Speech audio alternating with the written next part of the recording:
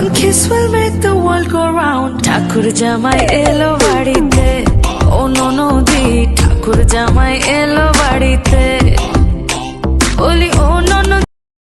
Hello guys, কেমন আছো তোমরা সবাই? আশা করছি অনেক ভালো আছো। আমি খুব একটা ভালো নেই, তার কারণ আমার শরীরটা কয়েকদিন থেকে একটু খারাপ। আজকের ভিডিওটা দুপুর থেকেই শুরু করলাম। সকালে রান্নাবান্না কমপ্লিট হয়ে গেছে। টিফিন করার জন্য সকালে যেটা বানানো হয়েছিল সেটা আমার বরই বানিয়েছিল, কারণ আজকে বাড়িতে কেউ নেই। বাবা মা অলরেডি সকালবেলায় মামা বাড়ি চলে গেছে জামাই ষষ্ঠীর জন্য।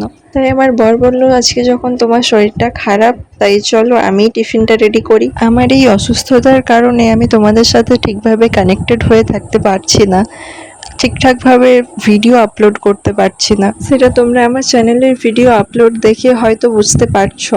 শরীর খারাপ হোক আর যাই হোক, বাপের বাড়ি তো আজকে যেতেই হবে, তার কারণ আজকে ছিল জামাই ষষ্ঠী। আমার মনে হয় এটা প্রত্যেকটা মেয়েদের ক্ষেত্রেই হয়। বাপের বাড়ি যাবো শুনলে মনের মধ্যে একটা আলাদাই আনন্দ শুরু হয়। এই যে বাপের বাড়ি যাওয়ার জন্য রেডি হয়ে গেছি, আর আজকে এত গরম আমি ঘেমে যাচ্ছি। আর এই গরমের জন্য খুব একটা সাজগোজও তেমন কিছু করিনি। আমি গলাতে তো তেমন কিছু পরিনি, জাস্ট একটা পরে চেন পরেছিলাম। গলার মধ্যে কিছু রাখতেই পারছি না, এত গরম। আর এদিকে দেখো আমার বড় রেডি হয়ে গেছে, চলো ওখানে গিয়ে দেখা হচ্ছে। প্রচন্ড গরমের কারণে আমি এখানে আসার পর আগের ড্রেসটা চেঞ্জ করে নিয়েছি।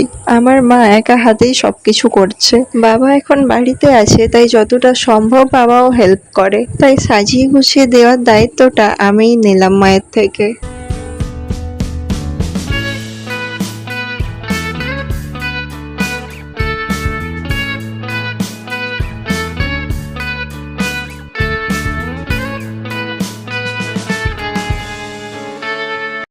ফল মিষ্টি সবকিছু সুন্দর করে সাজিয়ে দেওয়ার চেষ্টা করেছি, জানি না কতটা পেরেছি। কেমন হয়েছে সেটা কমেন্ট করে জানিও। এবার মা এখানে ফোঁটা দেওয়ার জন্য সবকিছু রেডি করে ফেলেছে।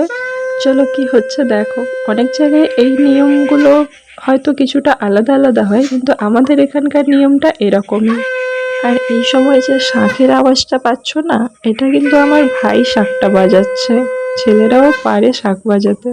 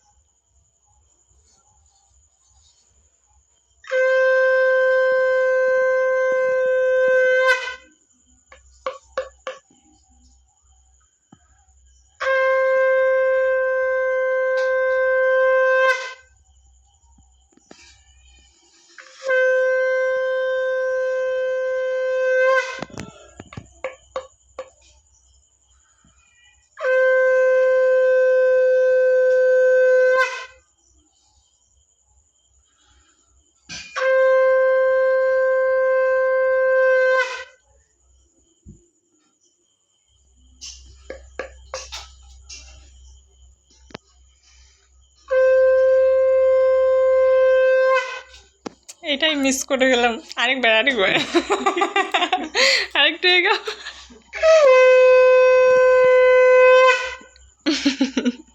পাখা চালাবে এবার।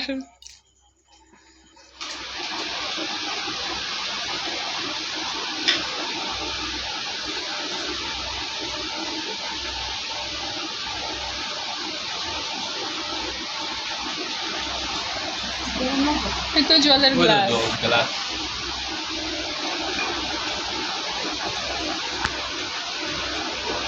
ফটোগ্রাফি চলছে,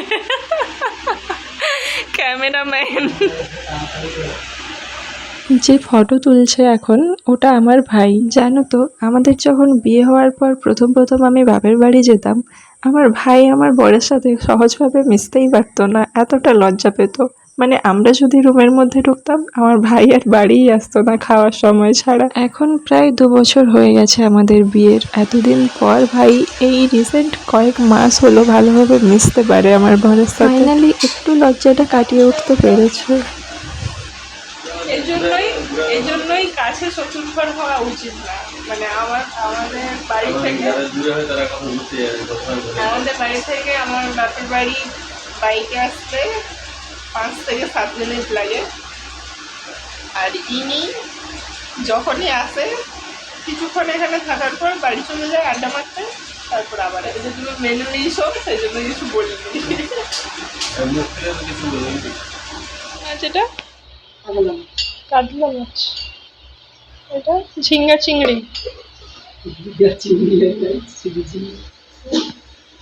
হ্যাঁ সব ভাজা, ডাল, এখন রান্না চলেছে। এই যে এখন আমরা খেতে বসে গেছি, এখন প্রায় 12টা বাজতে চললো। টিফিন যেহেতু করেছিলাম প্রায় 9টা বেজে গেছিলো, তাই খাওয়া দাওয়াটাও একটু দেরি করেই হচ্ছে। তাও তো খিদেই পাইনি, খাবো খাবো করে অনেকটাই রাত হয়ে গেছে। কিন্তু যাই হোক, রাত বাড়ছে, না খেয়ে তো আর বসে থাকা চলে না, তাই খেতেই বসে গেছি। তো গাইস, এই ভিডিওটা এই পর্যন্তই। এখন প্রায় 12টার মতো বেজে গেছে, আর এখন আমরা খাওয়া দাওয়া করে শুয়ে পড়বো। দেখা হচ্ছে নেক্সট ভিডিওতে। ভিডিও কেমন লাগলো সেটা কমেন্ট করে জানিও। ভালো লেগে থাকলে লাইক, কমেন্ট, শেয়ার এবং চ্যানেলটি সাবস্ক্রাইব করে পাশে থাকবো। আমাদের Facebook page happy twist follow করো।